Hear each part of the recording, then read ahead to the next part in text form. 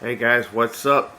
Still in the quarantine status. I did end up getting COVID, um, but my symptoms and everything are nowhere near as bad as what my wife's been dealing with. She's actually in the hospital. This is her second full day in the hospital, I think. No, third day, because I took her to the hospital Sunday evening. She's getting better though, thank God. Um, so she's doing much better. Not exactly sure when she's going to get to come home, but hopefully it'll be sometime soon. And hopefully she can watch this video and be amused for a little while. Um, on the first note, some sadness to have to come out in the music world today. Obviously, yesterday it was widely reported that former Metal Church and Heretic singer Mike Howe passed away. Obviously, no details yet. That really sucks. Our thoughts and prayers out to his family. And then I was just notified today by a friend, and then I went and verified and checked it out, that former Slipknot drummer Joey Jordison has also passed away. So thoughts and prayers out for his family as well. He also was in Murder Dolls with Wednesday 13. Really cool stuff. So anyway, I'm not 100% still feeling great from COVID. So I had to do cheers with water today.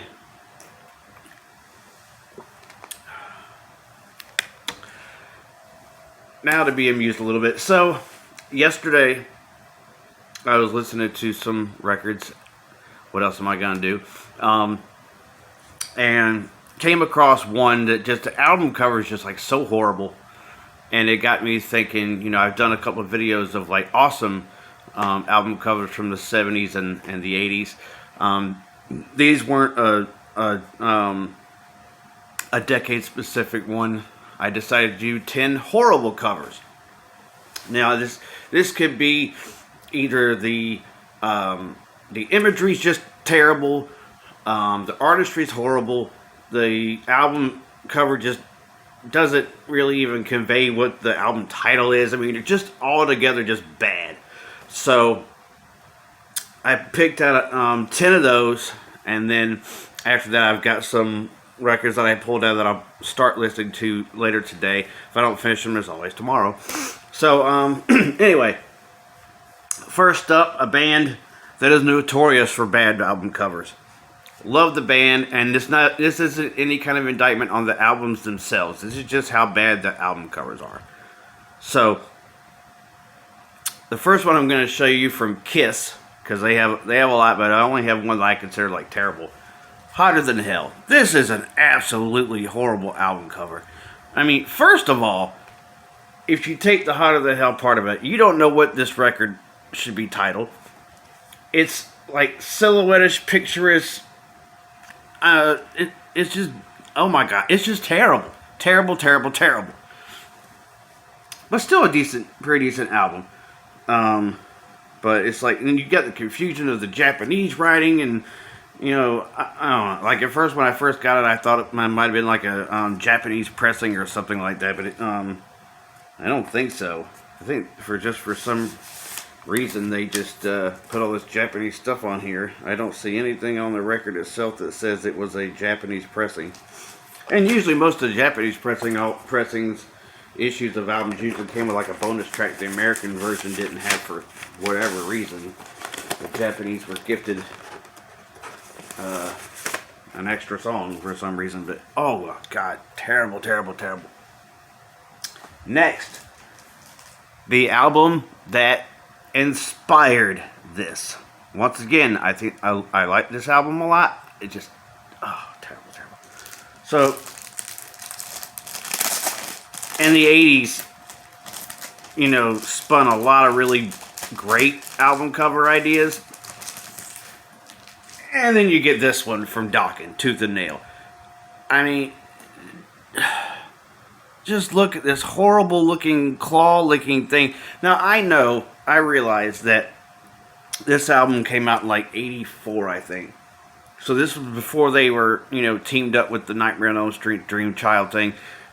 They should really reissue this just simply to get the album cover to look better. Maybe put Freddy's hand. I know But I mean, I think Elm Street came out around the same time. It wasn't the same wasn't the same movie that they were part of the soundtrack. But I mean, this is just god awful. And then you have the inner sleeve, which is even worse. I mean, for 1984, I know they had to have had some better graphics than this. I mean, oh Lord God, it's terrible. Blackfoot, No Reservations. I have a lot of reservations about this album cover. It is horrible. What are these things supposed to be? Are they spikes? Are they Christmas colored Hershey Kisses? I have no idea what this is. And again, I grabbed 10 random ones. I could have grabbed a bunch of other ones and probably a couple more from this band too. God. The album's not all that great either as far as the songs are concerned, but jeez, man, like what year was this?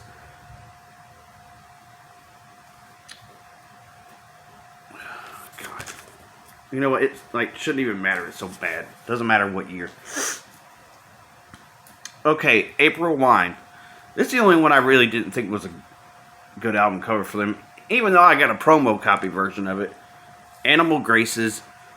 I don't know. Like, it's a rainbow dog. Maybe. I don't know. I think my son could do better than this. And he's 10. Terrible. The imagery on this one is not necessarily bad, but what the imagery is bad on this one. And I think everybody can agree with this. What was Accept thinking with this one? Balls to the Wall. Great record, great songs. Horrible album cover. Probably the worst ever, like, just concept for an... I don't even... Are we looking at his hairy leg? I don't know. I don't know. Bad. And you don't even know what it is unless you look on the back to see that it's Accept. It's terrible. I usually love most of Alice Cooper's album covers, especially from the 70s. This one, not so much. Alice Cooper Goes to Hell. And the album cover should have gone to hell with it. This is absolutely terrible. Like, you couldn't even redeem it by putting, like, devil horns on here for him actually going to hell to make it help it out any. There's like no rescuing, and it doesn't even bother me that mine's messed up right here because album cover's horrible. Next, okay, this is horrible just because of the F factor.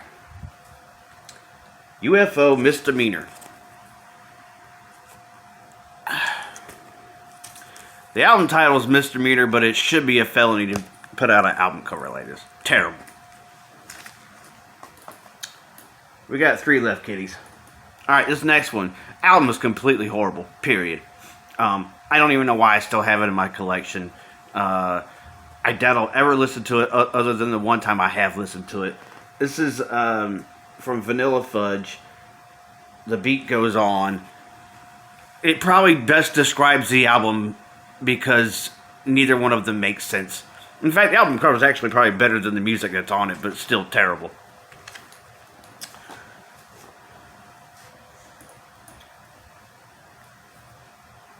How about Heart, Bad Animals?